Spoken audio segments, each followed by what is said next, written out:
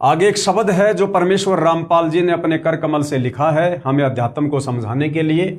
शब्द सतगुरु रामपाल जी महाराज द्वारा रचित। ये महाभारत के युद्ध को लेकर है, महाभारत के विषय को लेकर है। क्या कुछ बताया है गुरुदेव जी ने। युद्ध जीतकर पांडव और खुशी हुए अपार। युद्ध जीतकर पांडव खुशी हुए अपार, यानी महाभारत का युद्ध जीतने के बाद पांडव बड़े खुश हुए। युद्ध जीतकर पांडव खुश हुए अपार, इंद्रप्रस्थ की गद्दी पर युधिष्ठिर की सरकार। इंद्रप्रस्थ यानी दिल्ली की गद्दी पर युधिष्ठिर को राजा के रूप में बैठा दिया गया। एक दिन अर्जुन पूछता सुन कृष्ण भगवान, एक बार फिर सुना दियो वो निर्मल गीता ज्ञान। एक दिन अर्जुन श्री कृष्ण जी से पूछता है घूमते घूमते कि हे भगवान, मुझे एक बार फिर से वो गीता जी का निर्मल ज्ञान सुनाओ जो ज्ञान आपने मुझे महाभारत के युद्ध के समय सुनाया था। एक दिन अर्जुन पूछता सुन कृष्ण भगवान, एक बार फिर सुना दियो वो निर्मल गीता ज्ञान। घमासान युद्ध के कारण भूल पड़ी है मोहे, और ज्यों का त्यों कहना भगवान तनिक न अंतर होए। अर्जुन ने कहा कि ये भगवान, आपने जब महाभारत के युद्ध के समय मुझे वो ज्ञान समझाया था ना, तो क्या कि युद्ध में घमासान आवाज हो रही थी, चारों तरफ शोर शराबा था, तो भूल पड़ी मोहे। मैं अब उस ज्ञान को भूल गया हूं, मैं अच्छी तरीके से सुन नहीं पाया, समझ नहीं पाया, मुझे भूल पड़ गई है। अब एक बार फिर से आप मुझे वो गीता जी का ज्ञान ज्यों का त्यों सुना दो, बिल्कुल भी अंतर नहीं होना चाहिए। ऋषि मुनि और देवता सबको रहे तुम खाए। अर्जुन क्या कह रहा है कि ये भगवान, वो गीता जी का ज्ञान सुनाते समय मैंने देखा कि आप ऋषि मुनि देवता सबको खा रहे थे, इनको भी नहीं छोड़ा आपने, रहे तुम्हारा ही गुण गाए। जो तुम्हारे ही नाम का गुणगान कर रहे थे, तुम्हारी स्तुति कर रहे थे, भगवान तुमने तो उनको भी नहीं छोड़ा, देवी देवताओं का, साधु संत ऋषियों को, तुम तो उनको भी खा रहे थे। जो काल रूप गीता जी के ज्ञान देते समय अर्जुन को दिखाया गया था, उसकी बात अर्जुन कर रहा है। कृष्ण बोले अर्जुन से, अब देखना भाई और बहनों, गुरुदेव भगवान हमें क्या समझाना चाहते हैं। इस ज्ञान गंगा पुस्तक की वास्तव में शुरुआत करने से पहले गुरुदेव भगवान हमें क्या कुछ समझाना चाह रहे हैं। मोटी मोटी बातें जो हमारे को स्मरण होनी चाहिए, ध्यान में रहनी चाहिए, तब हम आगे चलकर इस पवित्र ज्ञान गंगा पुस्तक के ज्ञान को समझ पाएंगे। अभी तो केवल भूमिका चल रही है, भूमिका। तो क्या कहा श्री कृष्ण जी ने अर्जुन से। श्री कृष्ण बोले अर्जुन से, ये गलती क्यों कीन कि हे नादान अर्जुन, तूने ऐसी गलती क्यों कर दी, उस ज्ञान को तू क्यों भूल गया, ऐसे निर्मल ज्ञान को भूल गया बुद्धिहीन। हे बुद्धिहीन, तू उस ज्ञान को भूल गया जो तुझे महाभारत के युद्ध के समय सुनाया गया था। फिर क्या कहता है श्री कृष्ण, अब मुझे भी कुछ याद नहीं, भूल पड़ी निदान, और ज्यों का त्यों उस गीता का मैं नहीं कर सकता गुणगान। श्री कृष्ण जी कह रहे हैं कि हे नादान, हे बुद्धिहीन अर्जुन, तू क्यों भूल गया उस ज्ञान को। और फिर कह रहा है कि अब मैं भी उस ज्ञान को ज्यों का त्यों नहीं सुना सकता, क्योंकि मैं भी भूल गया हूं। अर्जुन को दोष दे रहा है कि बुद्धिहीन, तू ज्ञान क्यों भूल गया, और खुद कह रहा है कि अब मुझे भी पूरा पूरा याद नहीं है कि मैंने उस समय क्या कहा था। अर्थात गुरुदेव भगवान हमें यह समझाना चाहते हैं कि नादानों, महाभारत के समय गीता जी का ज्ञान श्री कृष्ण जी ने नहीं दिया। अगर श्री कृष्ण जी ने वो ज्ञान दिया होता तो यहां श्री कृष्ण जी ये नहीं कहते कि मुझे भी भूल पड़ गई, अब मैं उस ज्ञान को ज्यों का त्यों नहीं सुना सकता। जबकि भाई और बहनों, कथा सुनाने वाला, उससे चाहे कभी भी किसी भी समय वो कथा सुन लो कि भाई आपने फला फला दिन वो कथा सुनाई थी, जरा फिर से सुनाना, वो वापस सुना देगा, क्योंकि उसने अपने होशो हवास में सुनाई थी। अगर श्री कृष्ण जी ने ही गीता जी का ज्ञान बोला होता, अपने होशो हवास में बोला होता, तो अर्जुन के पूछने पर तुरंत बैठकर सुना देते। तो गुरुदेव भगवान हमें यह समझाना चाहते हैं कि गीता जी का ज्ञान सुनाते समय केवल श्री कृष्ण जी के शरीर को काम में लिया गया था, इस काल ब्रह्म के द्वारा, इस ज्योति निरंजन के द्वारा। जो ब्रह्मा विष्णु महेश का पिता है, इसने भूत की तरह, प्रेत की तरह श्री कृष्ण जी के शरीर में प्रवेश करके और गीता जी का ज्ञान बोला था महाभारत का युद्ध करवाने के लिए। तो क्या कह रहे हैं, अब मुझे भी कुछ याद नहीं। कौन कह रहे हैं? श्री कृष्ण जी कह रहे हैं कि अब मुझे भी कुछ याद नहीं। भाई जब आपने सुनाया नहीं तो फिर आपको याद कहां से रहेगा। अब मुझे भी कुछ याद नहीं, भूल पड़ी निदान, और ज्यों का त्यों उस गीता का मैं नहीं कर सकता गुणगान। स्वयं श्री कृष्ण को याद नहीं और अर्जुन को धमकावे, बुद्धि काल के हाथ है चाहे त्रिलोकी नाथ कहावे। परमात्मा कहते हैं चाहे ये श्री विष्णु जी के लोग कहलाते हैं, लेकिन इन सब की बुद्धि इनके पिता काल ब्रह्म ज्योति निरंजन के हाथ में है। इन सब का रिमोट ब्रह्मा विष्णु महेश का काल के हाथ में है। ज्ञानहीन प्रचार का ज्ञान कथे दिन रात, और जो सर्वे को खाने वाला कहे उसी की बात। और ये लोग किसका ज्ञान प्रचार करेंगे? ब्रह्मा विष्णु महेश है, 33 करोड़ देवी देवता है, ये जितने भी साधु संत महात्मा ऋषि हैं, ये काल के अंडर में हैं। ये काल की ही कथा कर सकते हैं, काल तक का ब्रह्म तक का ज्ञान दे सकते हैं, इससे आगे नहीं। सब कहें भगवान कृपालु है, सब कहते हैं कि भगवान बड़ा दयालु है, भगवान बड़ा कृपालु है और कृपया करे दयाल, और जिसकी सब पूजा करें वह स्वयं कहे मैं काल। सब कहते हैं कि भगवान बड़ा कृपालु है, बड़ा दयालु है, और गीता का ज्ञान देते समय ये काल श्री कृष्ण जी के शरीर में प्रवेश करके अध्याय 11 श्लोक 32 में खुद कह रहा कि अर्जुन मैं तो काल हूँ, काल, और सबको खाने के लिए आया हूँ। यानी दुनिया जिसे आध्यात्मिक नासमझी के चलते, तत्व ज्ञानहीनता के चलते भगवान कहती है, दयालु कहती है, असल में वो काल है। गीता जी में खुद स्वीकार करता है, आगे आपको दिखाया जाएगा। आगे क्या लिखा है गुरुदेव भगवान ने? मारे खावे सबको कौन? ये काल, ये ब्रह्मा विष्णु महेश को भी खाता है, देवी देवताओं को भी खाता है, आप और हम आम मनुष्यों को भी, जो भक्तिहीन होते हैं उनको भी तपस्या पे भून भून के खाता है। मारे खावे सबको वह कैसा कृपाल? गुरुदेव कहते हैं जो मारता है खाता है वो कैसा भगवान है, वो कैसा दयालु है। और कुत्ते गधे सुअर बनावे फिर भी दीन दयाल, और यही काल सबको गधा कुत्ता सुअर लग 84 में डालता है, फिर भी दुनिया आध्यात्मिक ज्ञान के चलते, तत्वदर्शी संत के ज्ञान के चलते फिर भी उसी को दीन दयाल और भगवान कहती है। बाइबल वेद कुरान है जैसे चांद प्रकाश, सूरज ज्ञान कबीर का करे तिमिर का नाश। यानी यहाँ के जितने भी ये ग्रंथ हैं जो इस ब्रह्म के द्वारा दिए गए हैं, बाइबल है, चारों वेद है, ये कुरान है, गीता जी है, ये तो समझो जैसे चांद की रोशनी है, रात्रि में क्या करता है, हल्का फुल्का प्रकाश देता है, काम चलाऊ।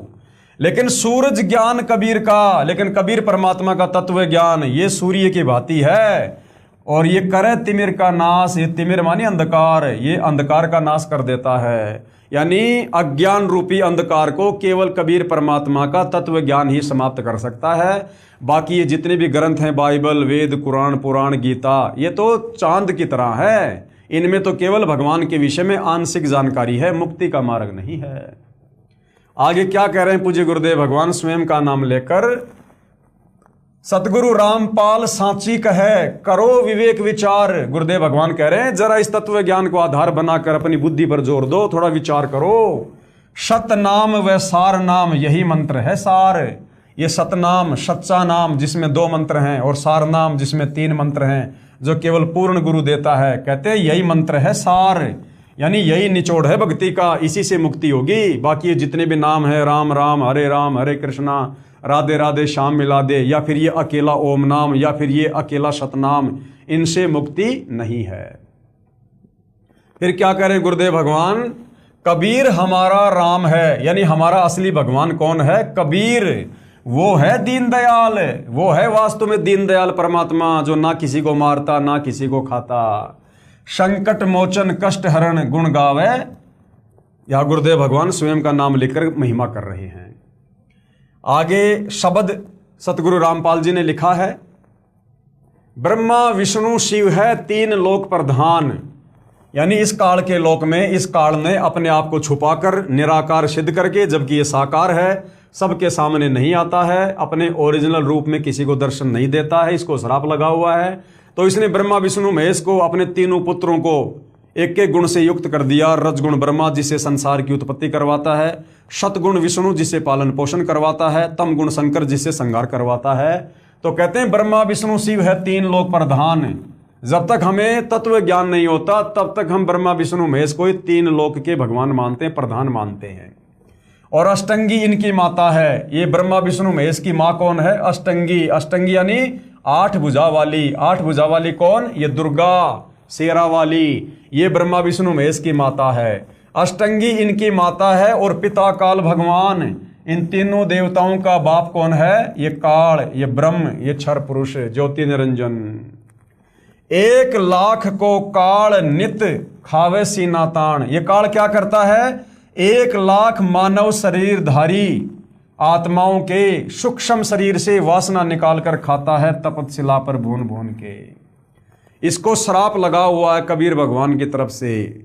जब हम सृष्टि रचना पढ़ेंगे इसी पवित्र पुस्तक ज्ञान गंगा में, तब हमें विस्तार से पता चलेगा कि कबीर भगवान ने इस काल को शतलोक में ये श्राप क्यों दिया। 1,00,000 को काल नित खावे सीना ताण।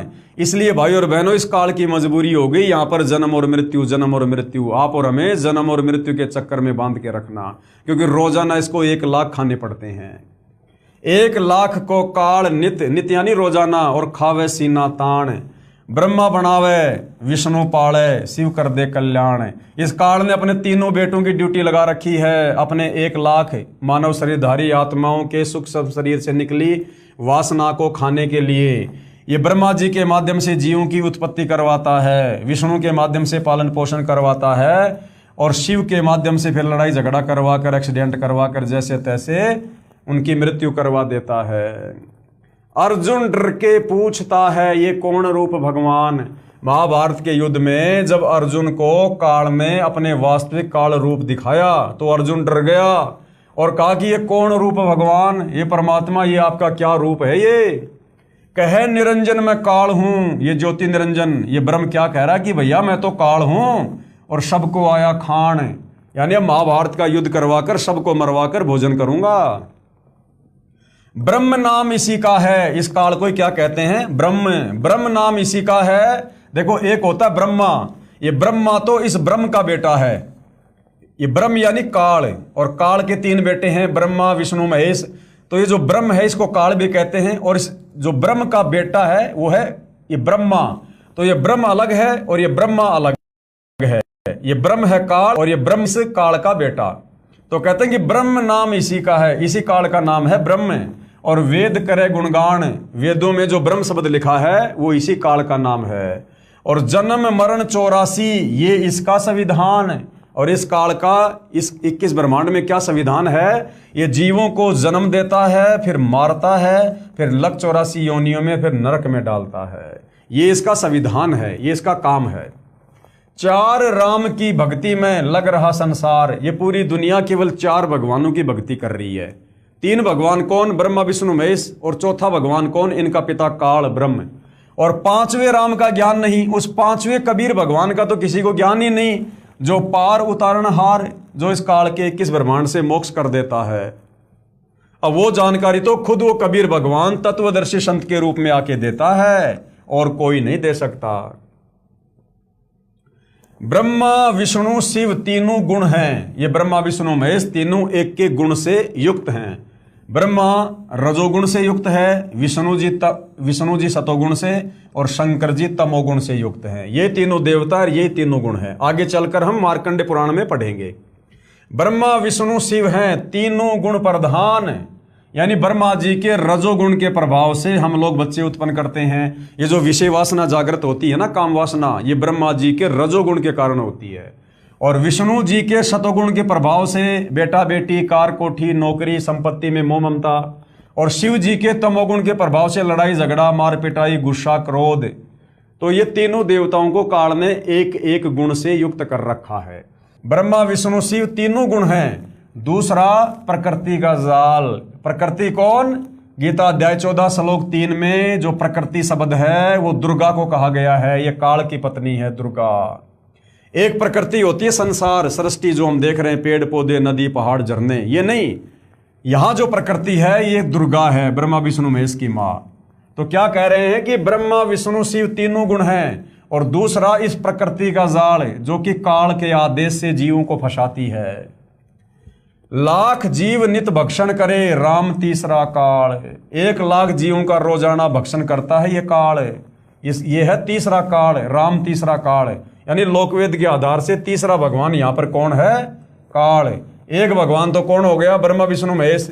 दूसरा भगवान हो गया ये दुर्गा प्रकृति, और तीसरा हो गया ये काल। फिर आगे गुरुदेव कह रहे हैं अक्षर पुरुष है राम चौथा। अक्षर पुरुष है राम चौथा। वो जो सत्संग का ब्रह्मांड है ना अक्षर पुरुष, उसको चौथा राम कहा गया है यहां पर। गीता अध्याय 15 श्लोक नंबर 16 में जो दो भगवान है क्षर और अक्षर, तो वो जो अक्षर पुरुष है सत्संग ब्रह्मांड का स्वामी, वो है चौथा राम। अक्षर पुरुष है राम चौथा, जैसे चंद्रमा जान, और पांचवा राम कबीर है। कबीर देव पांचवे राम है, फाइनल राम है, सुप्रीम राम है।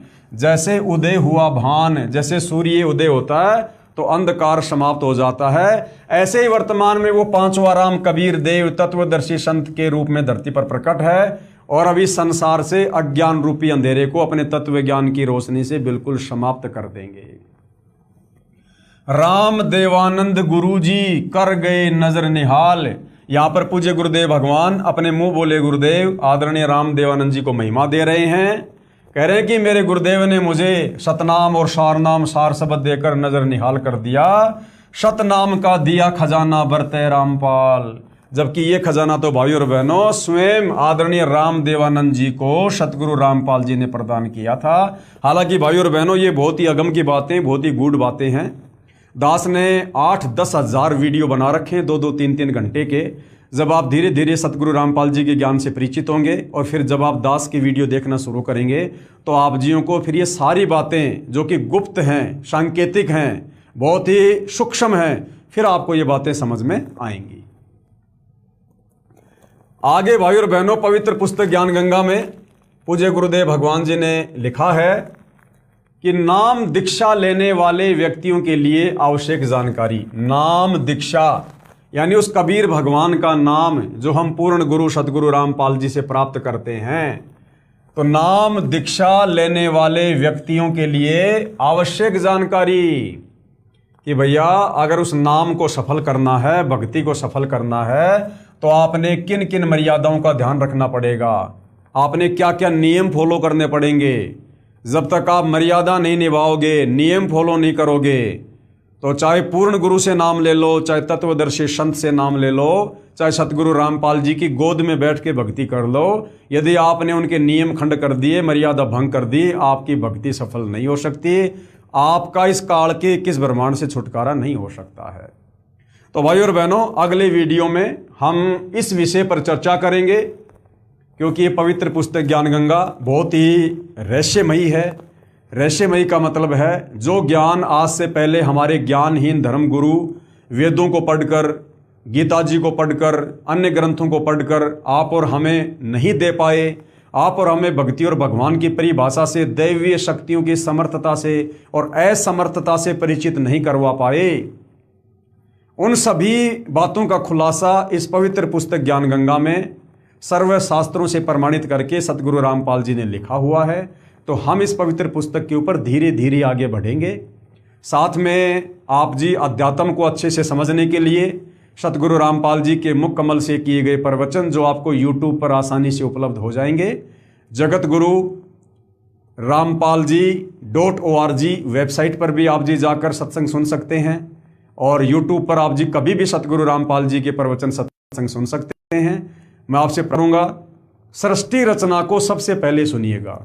जब तक आप सृष्टि रचना से परिचित नहीं होंगे, आप किसी भी धर्म के धर्मशास्त्र को अच्छे से नहीं समझ पाएंगे, और यदि आप धर्मशास्त्रों को अच्छे से नहीं समझ पाए तो सतगुरु रामपाल जी के ज्ञान पर आप कभी भी निसंशय होकर जो है टिक नहीं पाओगे आप।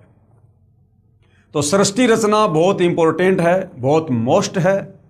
सृष्टि रचना मास्टर की है अध्यात्म को समझने की। तो सृष्टि रचना को एक बार नहीं, 2 बार नहीं, आप 10 बार सुनिएगा।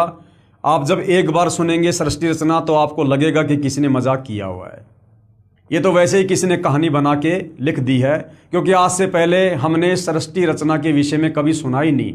ये सृष्टि रचना का नाम ही नहीं सुना था हमने।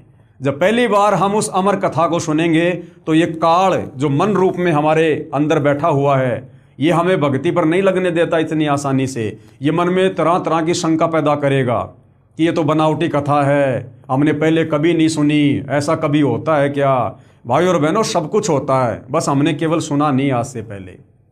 तो आप जिस सृष्टि रचना को 2-4 बार सुनिएगा, और जब सृष्टि रचना में आप देखेंगे कि वास्तव में जो बातें सृष्टि रचना में बताई गई हैं, ये सारे के सारे प्रमाण हमारी गीता जी में, वेदों में, पुराणों में, कुरान में, बाइबल में, गुरु ग्रंथ साहिब में, सब में वर्णित हैं। हमारे नादान ज्ञानहीन धर्मगुरु तत्वदर्शी संत के अभाव में इस सूक्ष्म ज्ञान को समझ नहीं पाए, सृष्टि रचना को समझ नहीं पाए, अध्यात्म को समझ नहीं पाए। और जैसा इन लोगों ने हमारे को बता दिया, हमारे बुजुर्गों ने स्वीकार कर लिया, क्योंकि हमारे बुजुर्ग अशिक्षित थे, अनपढ़ थे, धर्मशास्त्रों से अपरिचित थे।